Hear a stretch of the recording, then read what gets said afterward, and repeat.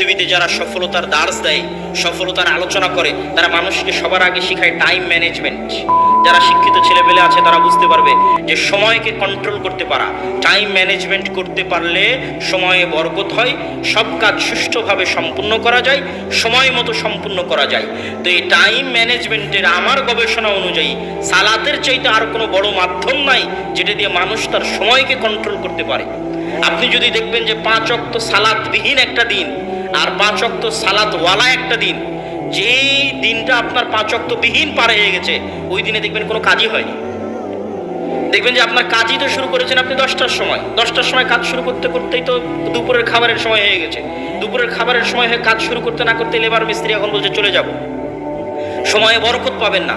আর ওই যে ফজরের সালাতে যদি উঠেন, ফজর থেকে জোহর পর্যন্ত মেলা লম্বা সময় ফজরের সালাতে উঠে কাজ শুরু করবেন, দেখবেন 10টার মধ্যে কাজ শেষ হয়ে গেছে, আর কি কাজ করবেন, কাজ খুঁজে পাবেন না।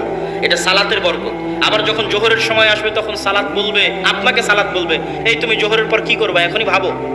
এটা হচ্ছে আপনাকে সালাত আপনাকে রিমাইন্ড করছে। আর আপনি যদি ওই ক্যারাম বোর্ড খেলতে থাকছেন, জুয়া খেলতে থাকছেন, কখন জোহর থেকে আসর হয়ে গেছে, আসর থেকে মাগরিব হয়ে গেছে, মাগরিব থেকে ইশা হয়ে গেছে, দিন পার হয়ে গেছে, আপনি বুঝতে পারেননি।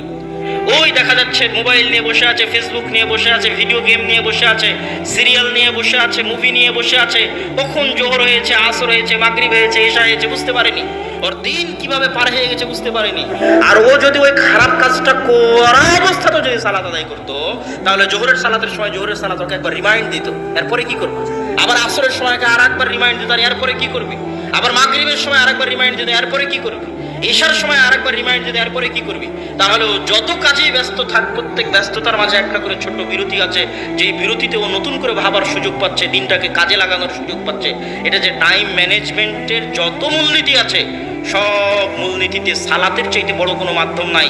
যেটা একজন ব্যবসায়ী, যেটা একজন কৃষক, যেটা একজন ছাত্র, যেটা একজন শিক্ষক, যেটা একজন দোকানদার, যে পর্যায়ে আছে, সকলের বরকতের রাস্তা, দুনিয়াবি সফলতা